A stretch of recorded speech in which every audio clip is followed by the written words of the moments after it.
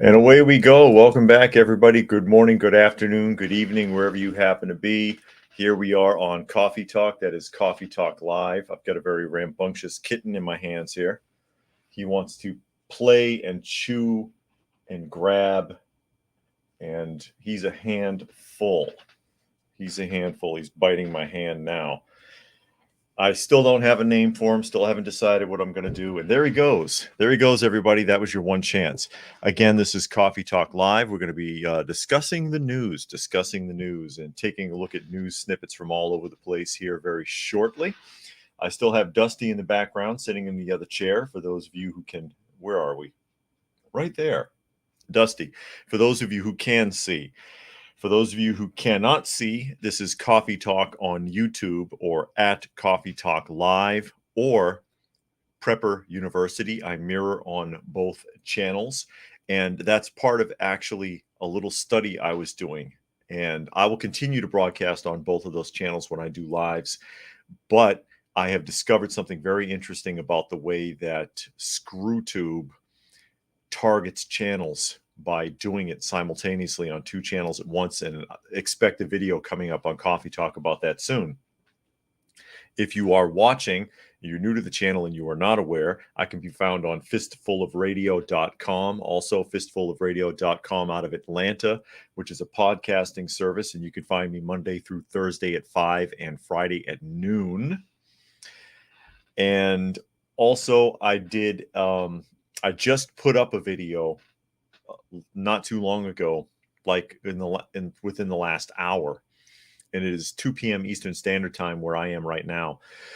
But I put a video up within the last hour explaining that Amazon / eBay scam that's connected to the short that I did over the weekend that a lot of people got pissed off at me for because they didn't know what I was talking about.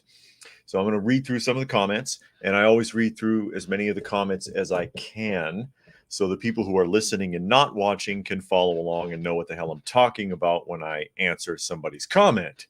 And just greeting a few people here. I see Dilo has joined us today, and Helter is here.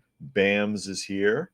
Dragon is here. Keisha, Fluke Man, Urban, Boogers, Nathan, Stacy Lynn, PV, Velvet Pilot, Lady Pop, Bingo 77, all people. Lady says I have cute cats. Yes, I do. They're all adorable. Cyberjack Senior, even the ones who are awful are adorable. Stefan is here, says I'm here early. Yes, you are. Ali is here. John is here. John, it says cat fan here, ready for the news. Things in the world seem sporty. Yeah, too sporty. Keisha said it would be wonderful if you could get a podcast person to interview you. Huh. I don't know any. Helter says he just saw the China scam video. Yeah, a lot of people got mad at me. They labeled me a Karen, told me to mind my own business, to give a little guy a break. And I don't think they clearly didn't understand what it was I was looking at that flea market. And because I know what it is, and apparently a lot of people don't. And it's okay not to know, but don't just attack people because you don't know, if you follow me. Fluke Man says our Fistful of Dollar interviews stored on the site to watch later. Fistful of Radio. Yeah, Fistful of Radio, I believe it has an archive. So you can go back and listen to it anytime. Derp is here, says hello, everyone. And Deanna is here. Thanks, everybody, for joining us today as people are pouring in. And we will, what is that? We will go ahead and start digging into some of the things that stick out in the news today. And I see John says Dave is a Karen cat. Is that what it is? And Monkey says, looking at Chinese video just now, should have bought one to show it as an example. Crazy scam system. Yeah, I thought about it after the fact, but not too long after I was doing the short, and the guy was watching me. He was probably wondering what I was doing. Not too long after that, they packed up and took off. But Yeah, which tells you everything you need to know right there. They probably thought I was gonna. I did not call them in. I really don't know if it would do any good. They'd probably just get arrested, released, because I know what it is. But yeah, if I catch them at one of them again, I'll go ahead and buy one and open it up. And Fluke Man says, "Dollar silly me. Guess I'm too much of a Clint fan." Yeah, fistful of dollars, fistful of radio.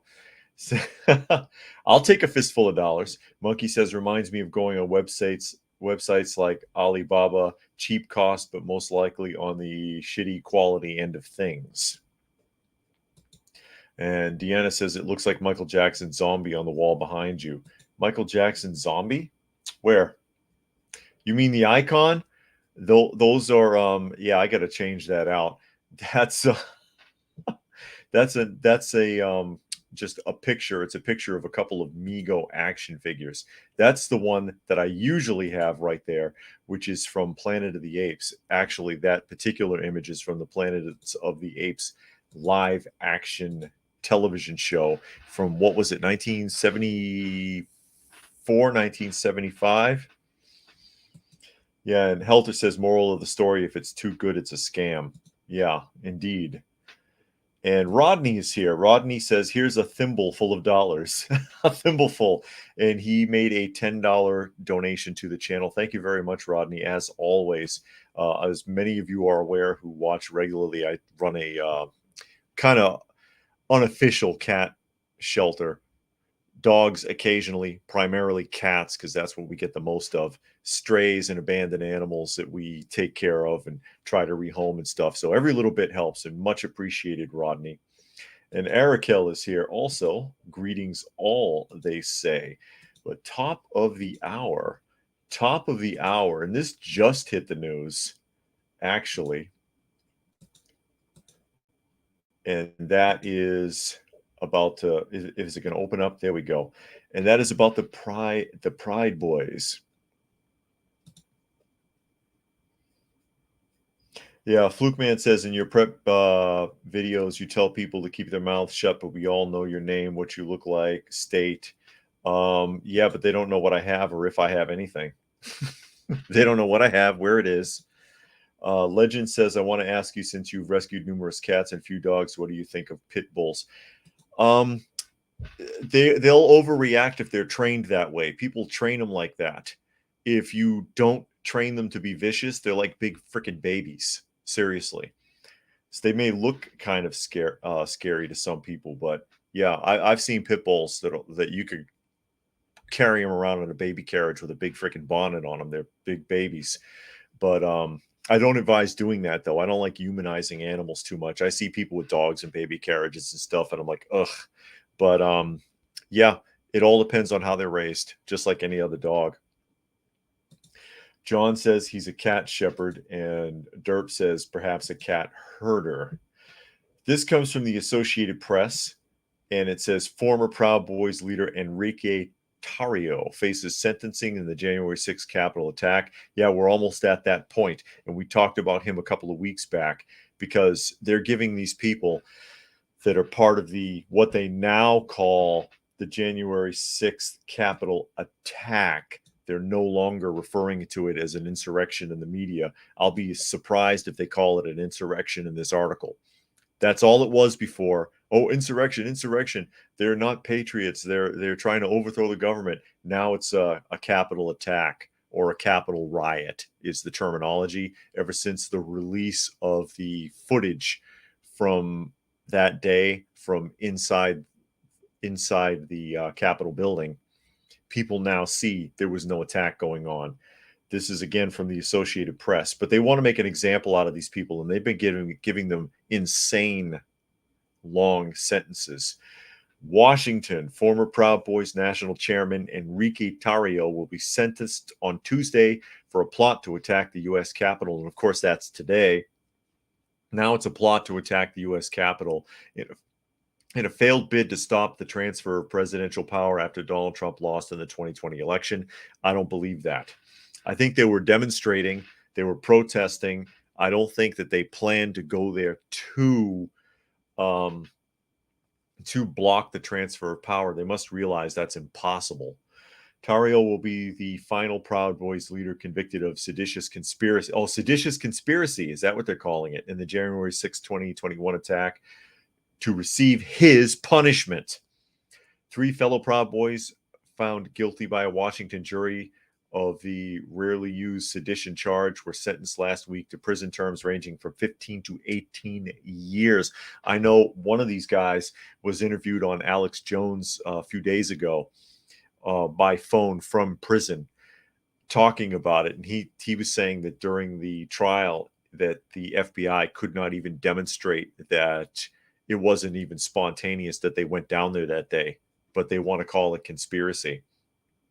Reading on, the Justice Department wants the 39-year-old Tario to spend more than 3 decades in prison, describing him as the ringleader of a plot to use violence to shatter the cornerstone of American democracy and overturn the election victory by Joe Biden, a Democrat, over Trump, the Republican incumbent. Tario wasn't in Washington on January 6th. Okay. I didn't know that part. He was arrested 2 days earlier in a separate case, but prosecutors say he helped put in motion and encourage the violence that stunned the world and interrupted Congress' certification of Biden's electoral victory. Quote, Tario has repeatedly and publicly indicated that he has no regrets about what he helped make happen on January 6th, prosecutors wrote in court documents. Incredible. Let me catch up a few of these comments because a bunch of them have popped in here now. Talking about pit bulls from the last conversation. Keisha says, my son has a pit bull, and if someone broke in, he would love them to death. That's terrible. And Derp says, pit bulls can be awesome little lap buddies. And Eric Hill says, I take care of 10 dogs, sadly, in a breeding facility now, aware of a lot of the inside ugliness, 4 Rottweilers and 6 golden retrievers. Fluke Man says, sorry to ask so many questions about you. You exposed the P.O. Box location. People can follow you.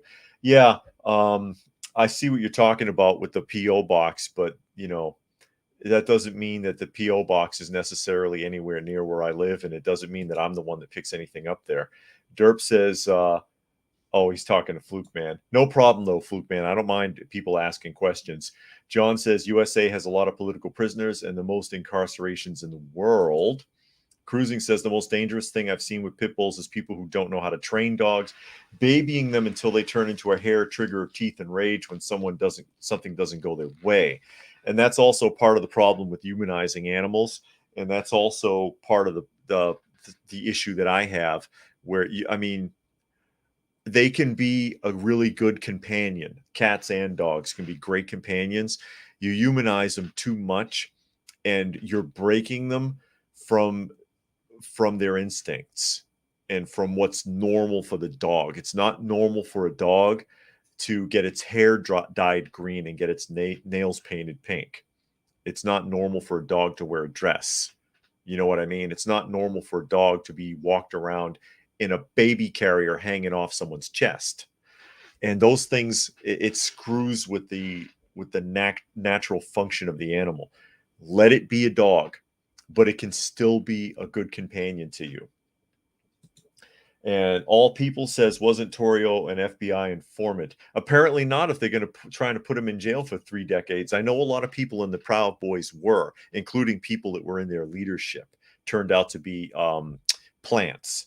Dragon says the government is using the Proud Boys as an example to try to deter any people from thinking of defying government decree or even organizing as a group to discuss government wrongs. Correct. And Moki is here. Thanks for joining us today, Moki.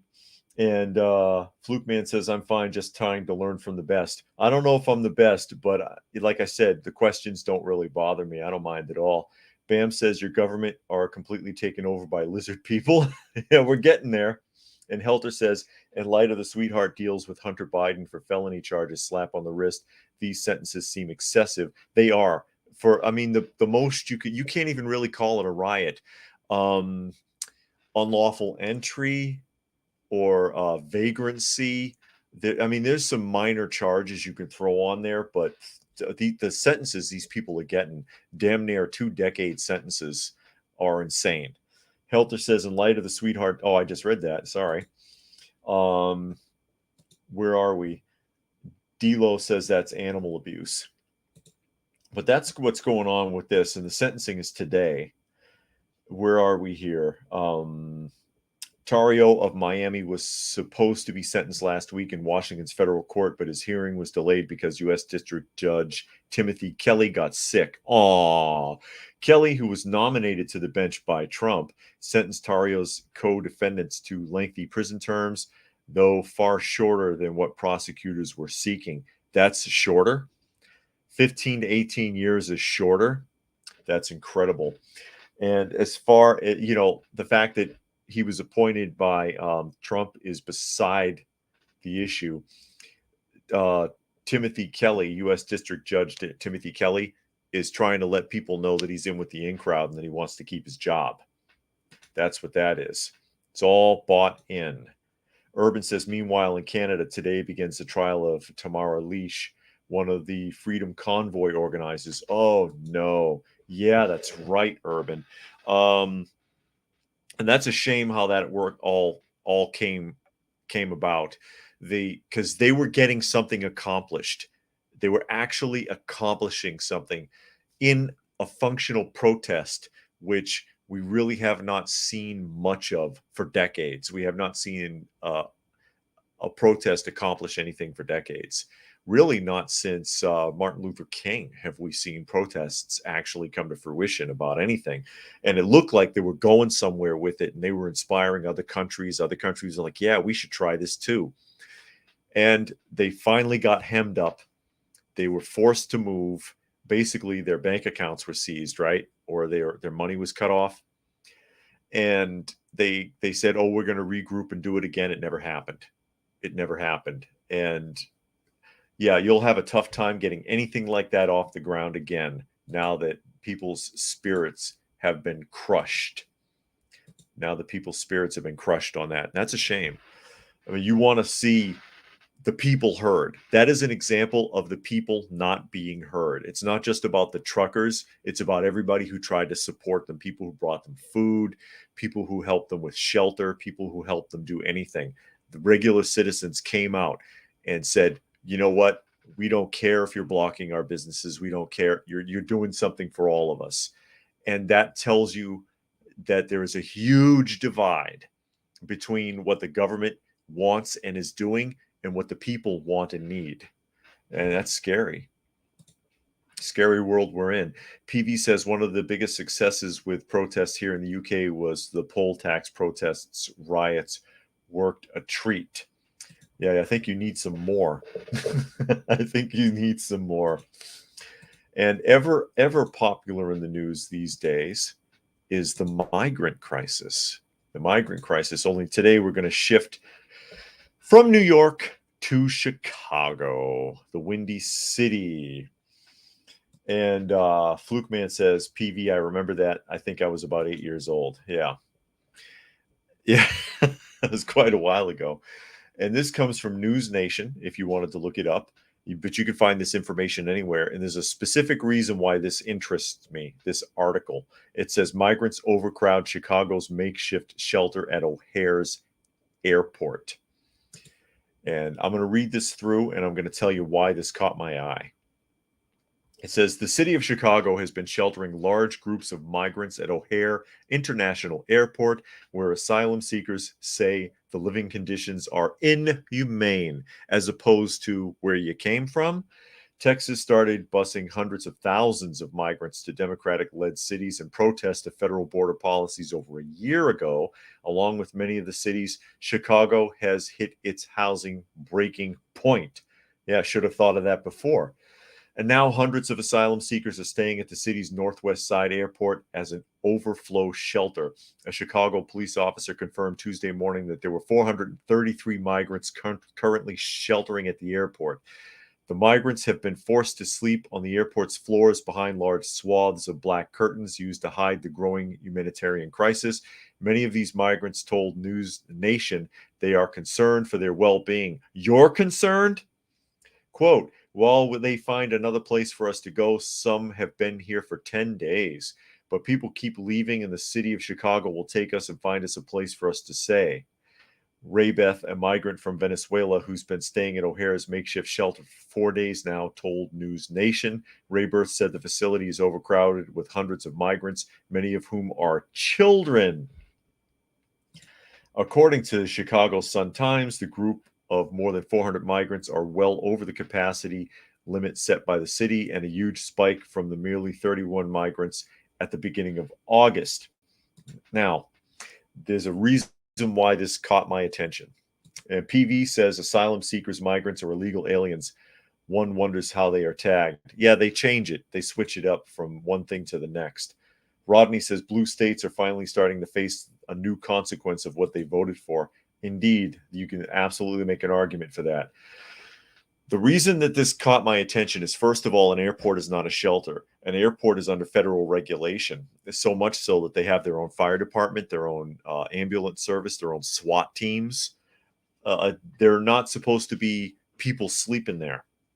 You make your makeshift shelter elsewhere. But the reason that they made a makeshift shelter there for the migrants is because it was already being used as a shelter, because they've been housing homeless people there for over a year, which they sat there and complained about it. And as a matter of fact, Mayor Lightfoot, some of you may remember this, was actually blaming Tucker Carlson for the homeless problem at the airport, is saying it was his fault because he talked about it on his show when he was still with Fox. But he couldn't talk about it if it wasn't happening. They already had hundreds of homeless people there. They were busing in every day, sleeping at the airport, and then leaving in the morning, most of them. And that should not be happening. And the reason it was happening is because the state mandated for the airport to permit it in the first place, which that never should have happened. So now you got homeless people sleeping all over the airport, hundreds and hundreds of them sleeping under benches, sleeping in the restrooms, all over the damn place. Now they said, oh, well, there's already homeless people there. Let's dump the migrants there too. So, I mean, O'Hare Airport sounds like a place I would not want to go. I've been through O'Hare. I wouldn't want to go there again if it's full of homeless people and illegal immigrants and you don't know what the hell's going on. They brought that on themselves, and now they can't fix it. They're too deep in it. All those people need to be ejected from that airport. That is not what the function of an airport is. Urban says when people hear the term open border, what do they think that means? Yeah, it means come on in. Come on down. On The Price is Right, Fluke Man says concerned about migrant safety and well-being, they need to take a trip to California. So they got all these people there, homeless and migrants. Yet if you go to the airport, you got to take off your belt. You got to take off your shoes. You have to stand in the scanner with your arms up. You have to get picked apart. God forbid the scanner detects something. And I have issues because I've got a replaced fibula. So I've got 7 inches of stainless steel in my leg. So I'm supposed to carry a card when I go to the airport that from the surgeon who did the surgery, to let people know if I get hassled at the airport, yeah, it's an implant. Please don't like strip this guy down and give him a hard time. Fortunately, it's never gotten that far. Dragon says the problem in Chicago are directly related to ignoring immigration laws and being an illegal sanctuary city, another case of reap what you sow. I can't even go to the airport now anyways because of the issue with the IRS. That's another long story. They blacklist you from air travel if you owe enough money. But that's why this story stood out to me, was that it's illegal, I think, but they're forcing the issue. They're permitting it. They're encouraging this. And you're not supposed to have shelters at the airport. The airport is supposed to be like an independent state almost, which is why they have their own SWAT team, why they have their own fire department, why they have their own federal regulation separate from everything else. It's like a power plant. Power plants, if you ever driven past a power plant, especially a nuclear plant, and they tell you you have signs that says do not stop, do not drive up this road, things like this. They have SWAT teams there too, and they're under a different type of federal regulation. You're going to set up a shelter there, I want to see that. I want to see somebody try it. This is what it's come to. This is what it's come to as we get loaded up with more and more illegal people crossing the border, and a large portion of them aren't even from the United States. And Bams is picking on me. He said, "So you are literally a peon." Yeah, I got into a lot of tax trouble because of my ex many, many years ago, and I'm still having issues. I've been having issues with the IRS for over 10 years, and if you owe over a certain amount, they can contact, oh, what department is it? I forget. Is it the State Department? I'm trying to remember what the letter said, because I got it here somewhere. It's filed away somewhere, but they put you on a blacklist so that you can't fly because I guess they're afraid you're going to leave the country and not pay your taxes. Urban says, meanwhile, in Calgary, traffic was shut down in a North End neighborhood where warring African Eritrean factions, clans were fighting. It was so fierce that local law enforcement was overwhelmed. They've been fighting in a lot of places. There was a huge riot in Israel of African migrants. I think yesterday or the day before, massive riot. That's been popping up in different places. I think something happened in Greece too. Deborah says there are places my son can't go into in Manhattan, Kansas, underground and by the dam. So as we travel on through the realm of news, this one should come as no surprise to anyone. Helter says there is no fairness. They're being given rental vouchers while many homeless U.S. citizens are waiting for vouchers. Yeah, you don't count, though. You were born here tough. Yeah, that's how it is. And this particular article is coming off of Fox News, and it says U.S. equipment abandoned in Afghanistan now being used by militants in other countries, according to the Pakistani Prime Minister. Who didn't see that coming? Who didn't see that coming? You abandon billions of dollars worth of equipment. You don't even bother to demilitarize it. If you have to abandon equipment, you're supposed to destroy it. You're supposed to leave it unusable. You're supposed to leave burned out shells so that it's nothing but scrap metal. That's always been the rule. You're not supposed to leave intact equipment for the enemy to confiscate. That's always been the way things have been done in combat and in warfare and whatever. I mean, you get the idea. Anyone here in the military want to chime in? You're supposed to demilitarize it so that it cannot be used against you in the future. Now it's coming back to bite us big time. U.S. military equipment, reading into the article, abandoned in Afghanistan has made its way to militant groups in other countries through the Taliban, Pakistan, alleged Monday. I'm sure they are telling the truth. Pakistan's caretaker Prime Minister Anwar ul Khalar, or Kakar, if I pronounce that correctly, said terror groups in the country are now using American equipment, including night vision goggles and firearms in their operations. One group known as the Tehrik-e-Taliban, Pakistan TTP, has increased attacks on government forces in recent months. The U.S. abandoned approximately $7 billion worth of military equipment in Afghanistan following President Biden's withdrawal from the country in 2021. I'm sure it was more than that. The Afghan government forces, backed by the U.S., handed over their American equipment after the speedy defeat at the hands of the Taliban. Yeah, they had that country sewed up quick. That equipment included guns, ammunitions, and helicopters, among other things. Boy, they look happy, don't they? More than 40,000 of the 96,000 military vehicles given to Afghan authorities were abandoned, including 12,000 Humvees. Just under 3/4 of the 427,300 weapons provided to the Afghan forces were left behind, with less than 1,537,000, quote, specialty munitions and small arms ammo. Pakistani officials said that the TTP is boasted of possessing weapons with laser and thermal targeting systems and that the TTP have begun engaging security forces at longer ranges than they were previously capable of. Pakistan's claims come just days after the second advisory of the U.S. withdrawal from Afghanistan.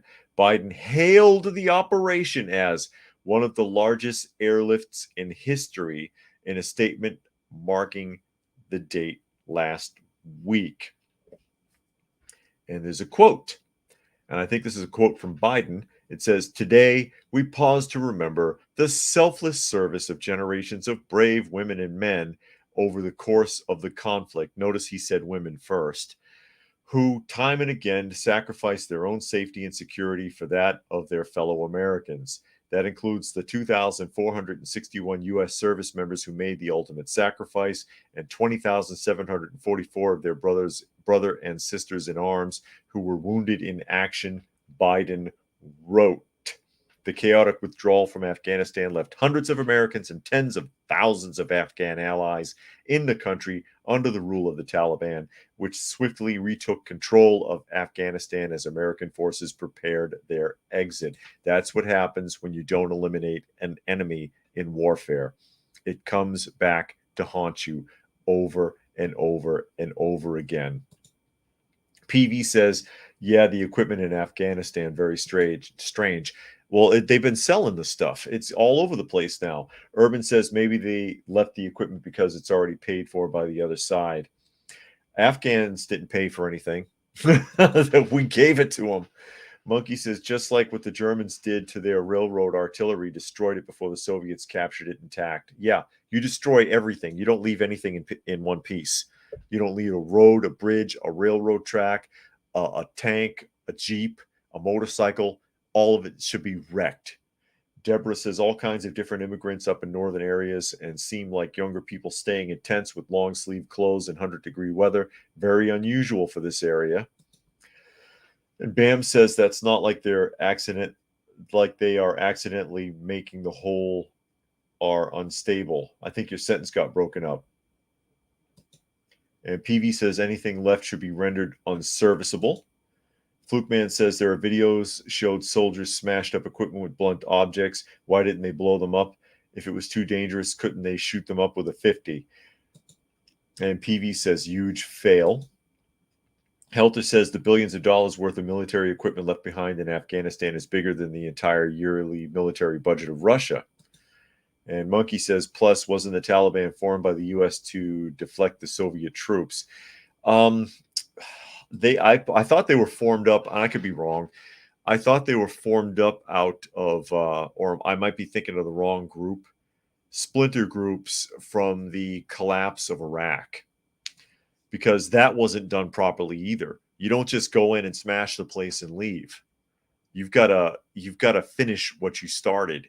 And we're in a really bad habit of not finishing what we start, or that is the government. But you might be right. I don't recall. DIY says, do you prefer military or civilian style footwear? Myself, civilian style footwear. You can find some incredible. Look up mining boots or miner boots. They give you like some of them have like front, side, and even heel steel toes, shanks in the sole, and a lot of the mining boots will lace all the way up to your knees and give you full shin guard protection. I also like welding boots because they've got the steel metatarsal cap over the front of the foot. So yeah, I wear boots all the time. I don't mind heavy boots. Some people can't handle that, but yeah, I prefer. You can find much better civilian footwear. Fluke Man says there are videos of soldiers smashed up equipment with blunt. Oh, I read that already. Sorry. PV says the deal with property to let the Afghan National Army take it over, but they surrendered as soon as we left. They have and always will be more corrupt than us. DIY says the military was shipping out tons of opium from Afghanistan, so they do not care about a few bits of military equipment. That was going on during the invasion by Russia in the 80s. PV said I did a tour of Afghanistan. It was a complete cluster from beginning to end. Yeah, my wife was deployed in Afghanistan too. And Bam says Taliban were equipped by the U.S. when they were fighting Russia. Urban says, do you have a Mark's work warehouse store near there? Good variety of work clothing and footwear. I don't think I do. And Ali says, I like the 511 boots. And Monkey says, well, the U.S. funded them when the Soviets tried to invade Afghanistan for their last chance since the Soviet Union was dying. Yeah, they were in there for like 10 years. They were in there for like 10 years. And that was a mess then, and we shouldn't have been involved. I understand why, because Reagan was trying to bankrupt the Soviet Union. And yeah, that's eventually what ended up happening. And Keisha says, I heard that they had American soldiers guarding the opium fields. I've heard that as well. I've heard that as well. My wife was deployed in Afghanistan and in Iraq, and she was an emergency field medic. And one of her biggest complaints was how many that they spent more time caring for the natives than they did their own soldiers. Speaking in terms of like medicine, surgeries and checkups and, anything medical. And that often there was an issue with people would be in and out of the camp in full burqas. This is something else that really bothered her. And you could tell it was a dude. You knew it was a guy in the burqa and not a woman. But they wouldn't do anything about it. They were like, just leave it alone. Just leave it alone. Do your job. And John says Afghanistan is where empires go to die. Yeah, you could bomb it back to the Stone Age, but it would only set them back about 2 weeks. Now, this one is, where are you guys up to? Got a visitor here looking for a place to take a nap, I guess. This one is off the common topic, but I thought it was interesting because of what it is turned into over the years. And it's talking about the Burning Man. Monkey says, heard about the opium fields too. Biggest thing since the British Raj and the opium crisis for Chinese Empire. Yeah, the Anglo-Asian wars. They went to war. China went to war with Great Britain twice over the opium, and couldn't beat Great Britain, even though England couldn't get but a foothold on China. That's where Hong Kong came from, because China was too big and they knew it, but there was no way they could beat the British Navy. And they ended up just beating their own people instead. Excuse me. And they started executing anybody who was using opium. And that's how they got it out of the country. Come here, buddy. Come here. Hey. How you doing, kitty? And DIY says, that's cool. Your wife knows how to patch people up that could become invaluable in SHTF. Yeah, indeed. That's what but that's what she did. She 21 years in the military. As a airborne and emergency field medic. This comes from the Telegraph, and I'll tell you why I'm reading this in a minute, because it's kind of different from what I normally talk about. It says, why the Burning Man mass exodus is a sign of things to come. And they're talking about that they all got trapped out there because it rained. But I have a different take on this. It says 12 years ago, in a spot buried somewhere in the middle of Nevada's Black Rock Desert, a new airport appeared on official aviation charts. There was no building, no air traffic control tower or tarmacked runway, just a windsock flapping in the breeze. Most of the time, anyone traveling across the dried up lake bed would drive straight through Airport 88 NV without even knowing it was there. But for 13 days every August, the Black Rock City Municipal Airport rises from the dust, ushering thousands of wealthy festival goers into the desert for an extended dose of pure hedonism. Last year, over 2,000 private flights landed, carrying revelers bound for 9 days of partying in a pop-up metropolis. This year, anyone who can cobble together the funds is desperately trying to charter a plane out of there. For 2 days, they were stuck in the mud with no route in or out. Burning Man, known as a kind of dusty Davos, so thick is the festival with tech executives and billionaires these days, is currently underwater. 70,000 people were stranded and thousands of cars stuck after flash floods turned the normally rock hard mud into sludge. And some people, apparently people died out there too. But this is something that just, it didn't start as much. It makes me think of Woodstock. That's why I'm talking about it. First time the Woodstock was a cultural phenomenon. I use that term sometimes. It was a cultural phenomenon, Woodstock. And it was a sign of the times. And then they tried to recreate it. And then they tried to recreate it again and again. And each time it was more commercial, more expensive, and more bullshit. And that's what Burning Man is now. It became an institution. It started as something simple.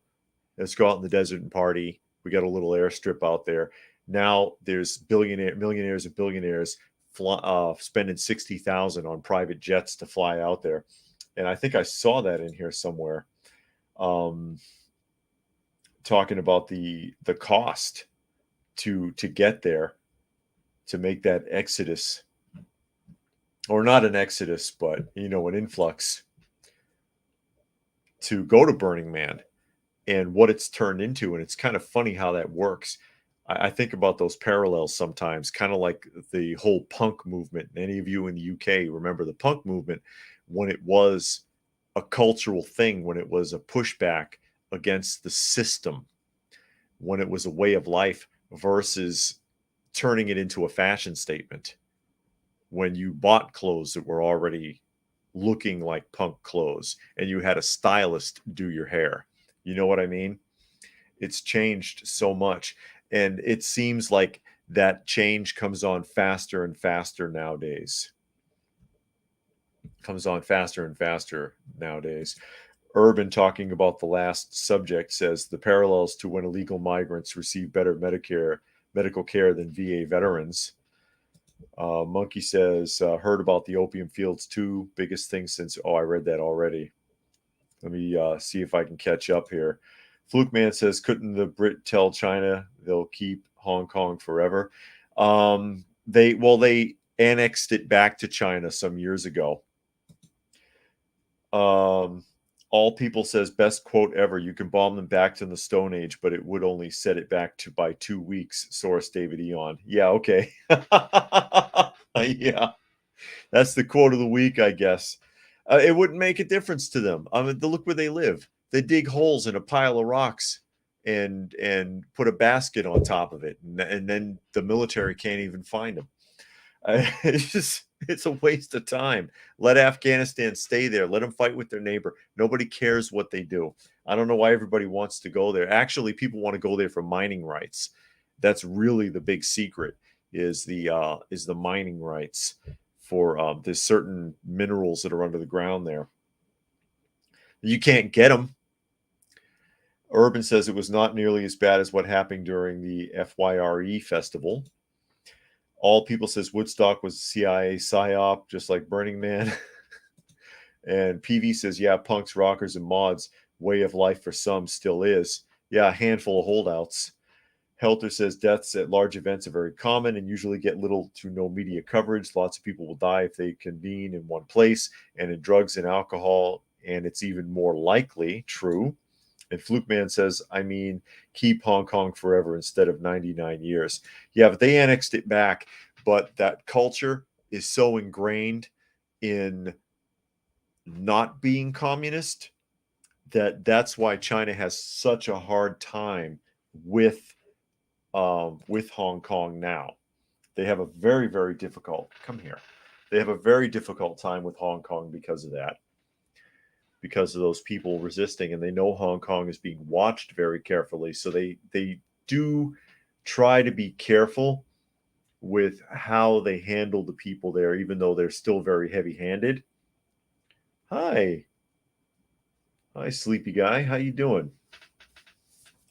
And then Dragon says, I can't help but think this is only getting media attention due to the other issues they've been having this year.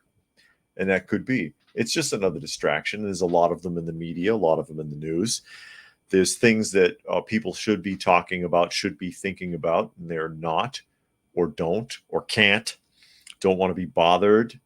Like I said, it caught my attention because of the parallel to other aspects of social culture that get basically taken over for profit and turned into something for consumers rather than something that has any sort of cultural significance, like the punk movement as I mentioned it. And I remember when it first spread to the United States in the late 80s, early 90s, you had a lot of legitimate anti-culture punks. And then, it slowly degenerated into a fashion statement. And that meant something. It meant something to them at that time. And there's very few legitimates left. Very few. And that's a sad state of affairs. Sad state of affairs. Speaking of institutions that completely turned on the people they were meant for, here's something about unions. And this comes from the Washington Examiner. And you all know how I feel about unions. I've been in unions before. I was in the BC TGM. I was in the Teamsters twice. I was in I forget what it's called, the Supermarket Workers Union. And that was when I was in Massachusetts. So I have issues with medias anyway, because I have issues with the media too, but I have issues with unions because I don't see them. I don't see them benefiting too many people. They'll continue to benefit people who are considered skilled labor, like UPS just got over big time with the unions. They already had drivers making over 100,000 a year. Now they're making even more, and UPS is afraid of crossing the drivers because they've got to keep the packages moving. But they have other people who are peons that work for them that they don't give a damn about them.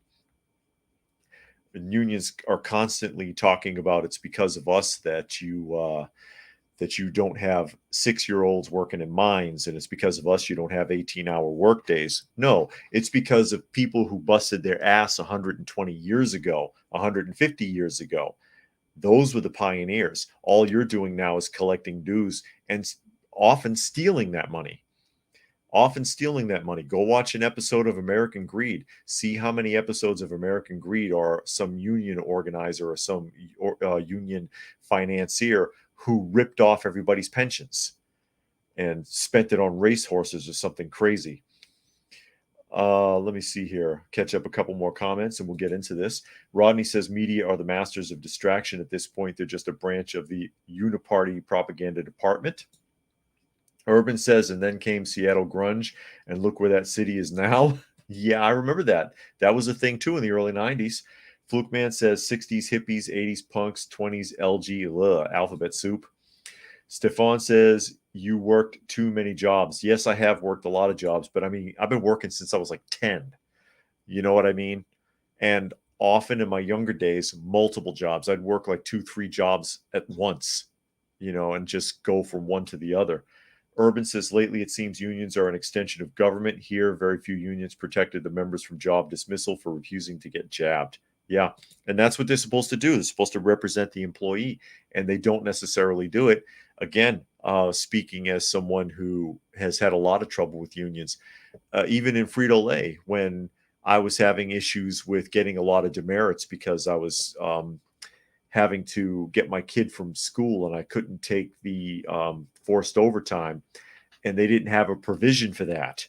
And so they said, get yourself a medical exemption. And I don't have anything to have a medical exemption for. And they wanted me to fake one and wanted to set me up with a doctor. This is the unions, the shop stewards' idea. You want me to do something illegal that I could not only lose my job for, but possibly face fines or jail time for.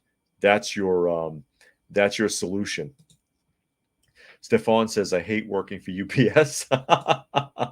And Dragon says, I'll never work another union job again in my entire life. They exist to support the old, lazy, and incompetent. Most union employees want to produce the minimum amount of work for the maximum pay. And getting into the article now from Washington Examiner, It says Labor Day might have passed, but problems related to labor deserve sustained attention. In 1894, manufacturing workers averaged 60 hours of work a week. Now the average work week is 34.4 hours. Currently, working conditions are rarely harsh, and the typical work enjoys unprecedented wealth. For over 95% of America's population, real poverty has been eradicated. And understand the phrasing there. I agree with that statement. There are people living in poverty, but compared to real poverty, people who live in total squalor because they have nothing, they own the clothes on their back and they live in filth and they're still working and can barely eat kind of poverty, we don't see that really anymore. At the same time, however, union membership is only 10.1% of the working population. Workers may profess to support unions, but few workers choose to join unions. Even fewer workers want to pay union dues, which are often used to promote liberal causes. Yeah, and unions should not be giving money to or promoting anybody, liberal or conservative. They should only be concerned with their workers, but they invest a lot of money outside of the unions. And then when a union worker needs money for because they're on strike, because of a funeral, because of an accident, they're not there for them. I've seen it. Continuing with the article, that is good for America. The facts show that an economy with strong labor unions is, oh, it's bouncing around again because of the ad, is an economy that grows below potential. Contrast to the national wealth of the wealthy countries of Europe, which have strong labor unions, with the national wealth of the United States. Unions might help small groups of workers maximize better pay, conditions, and benefits, but they reduce economic growth and raise the embedded rate of inflation. Consider, for example, how members of the Teamsters Union recently extracted monopoly power compensation increases from UPS Incorporated. A typical UPS worker is a member of the Teamsters, will soon be making $170,000 a year with benefits, when benefits are included, excuse me. But like I said, they were already making over $100,000 when I was working for UPS over 10 years ago. Similarly, members of the West Coast Longshoremen Union just ratified a new contract providing for a 30% pay increase over 4 years. That's right. The average dock worker who is a member of the union will be making almost $260,000 a year to operate forklifts and cranes, not to haul cargo by physical labor.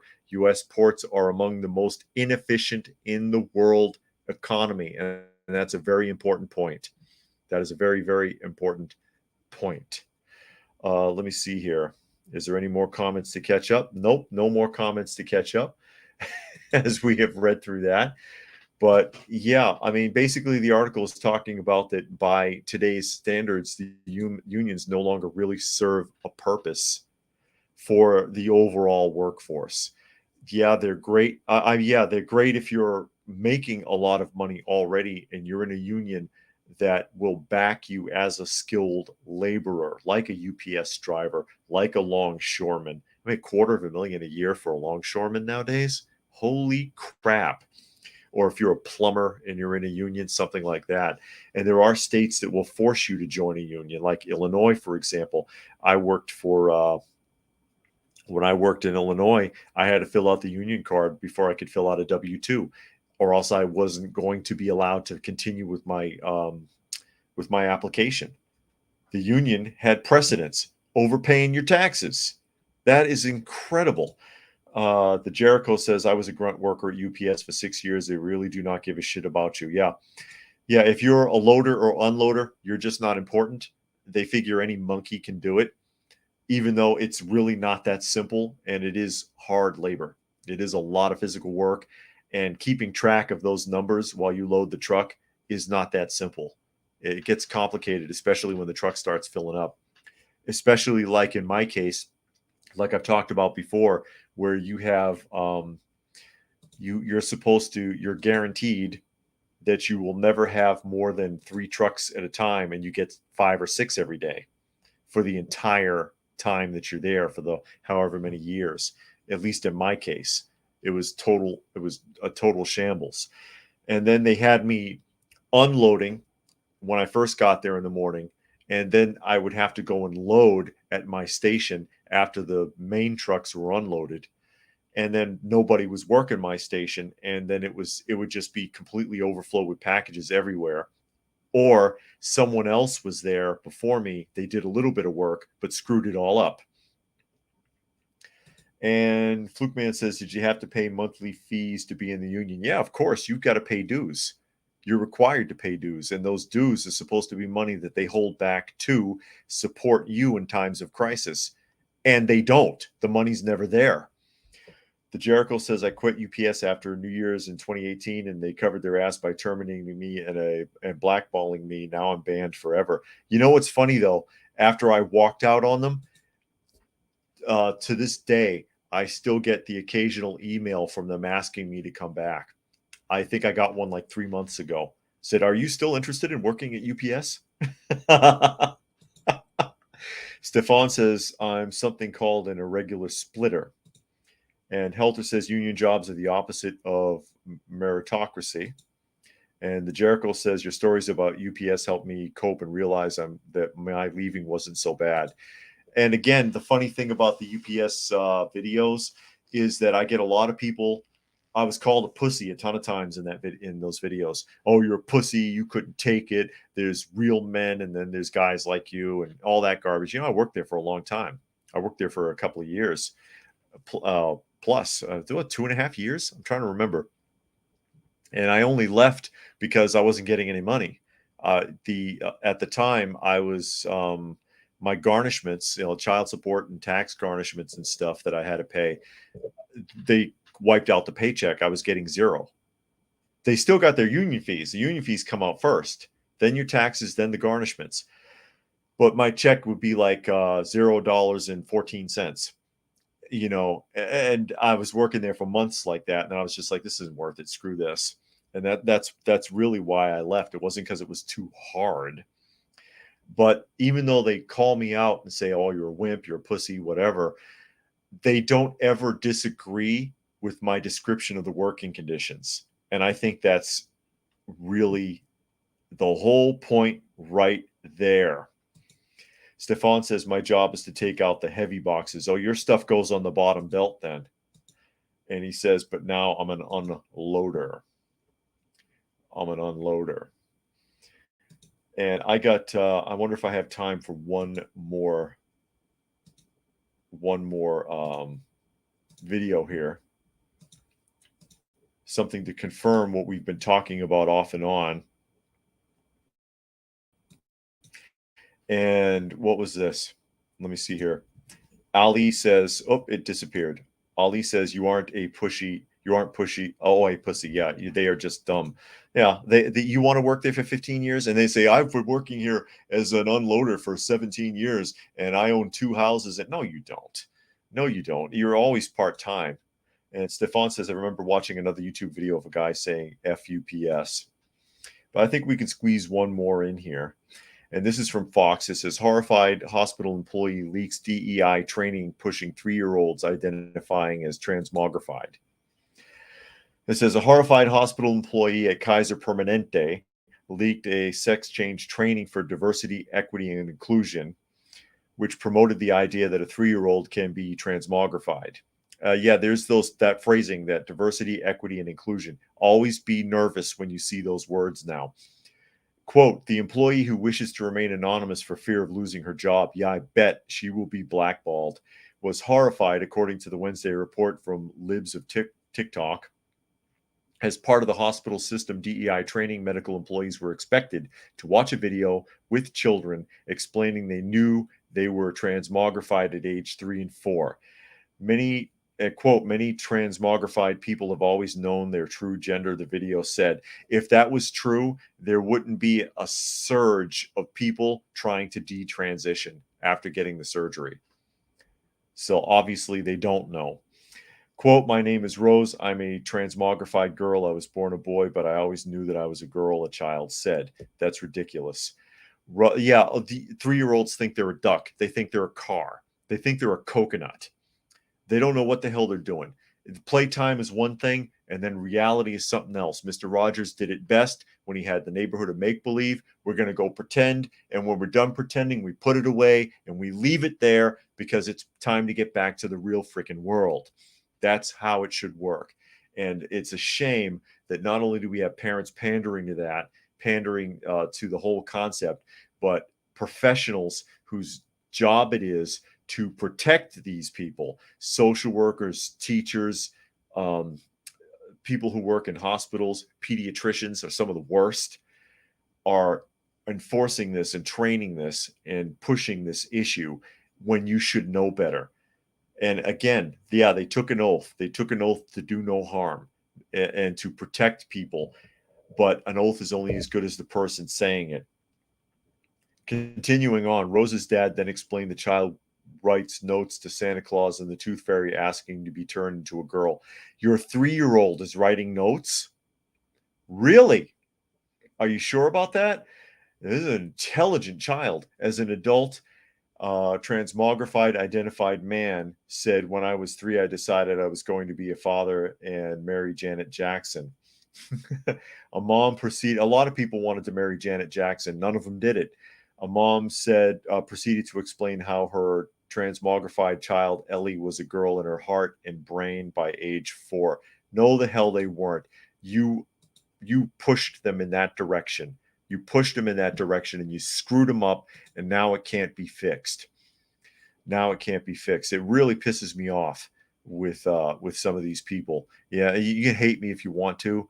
I'm entitled to an opinion. It's a damn shame. Keisha says, my sister said she wanted to be a boy when she was a kid because she thought she had more fun. Today she would be put on hormone blockers and all kinds of stuff. Yeah, and they got over it quick. You know how you fix that? Hey, mommy, I'm a little girl. No, you're not. Knock it off, Johnny. Knock it off. Okay, that's simple. And you don't pander to it.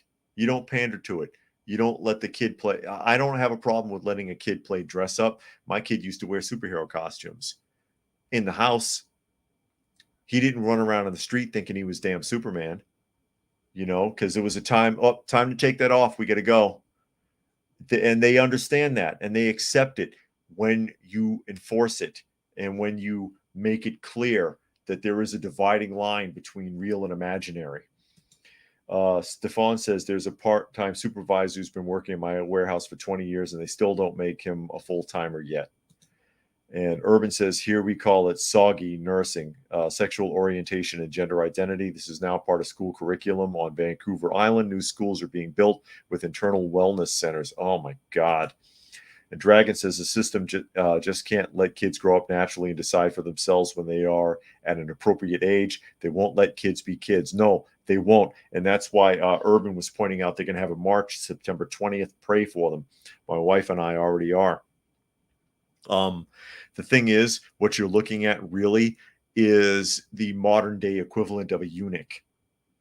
And we're putting them under the illusion, because once they have these surgeries, if they go all the way, they're never having children. It will not happen if they do the full thing. And they use the excuse. They make the point that, people, there's always been transmogrified people, and they use eunuchs as an example, but eunuchs were forced. Eunuchs were a way to keep slaves from breeding. Okay? They didn't have a choice. They were forced or coerced. And now they're trying to make it seem like it's a choice, but that's still what it is. Let me see here. Bam says, your point is society is totally sick and we can't fix it. Time for brimstone. I'm waiting for it. Stefan says the world is crazy now. And Keisha says running around the street thinking he's Superman. Yeah, I know. Run around in your bedroom and think you're Superman. And then when it's time to go, it's time to be you again. Jack Barnes, you don't want him up there? Oh, you scared him, Dusty. Jack says they let kids make these kind of life-changing choices without the parental consent, yet they think 18-year-olds aren't old enough to own firearms or smoke or drink or anything else. And here's one last look at my little friend here, keeping me company. There's Dusty in the background. I got one hiding under me because Dusty just took a swipe at him for looking up on the chair. Anyways, we'll go ahead and get started wrapping up here now. I was wondering if I could squeeze one more in here. I went a little over, but that's okay. I don't mind at all. I'm sure you don't. Again, this is Coffee Talk. So at Coffee Talk Live on YouTube, or Prepper University on YouTube, or fistfulofradio.com. Please do check them out. Fistfulofradio.com. Atlanta-based podcasting service on Monday through Thursday at 5, and Friday at noon is where you can find me. So I will go ahead and sign out. Thanks everybody for joining us this afternoon. We will do this again soon, probably tomorrow. Yeah, Flukeman says, see you tomorrow. Exactly. And one more here. All People says, the elite will soon implement Baka Baz on the kids in the Western world. See the documentary Dancing Boys Afghanistan for reference, thus allowing you know what. I can't read that word, I don't think. But you see the comment there, folks. Anyways, I'll go ahead and sign off. Thanks again for everybody joining us today. Hope you got something out of the conversation, and we will see you tomorrow.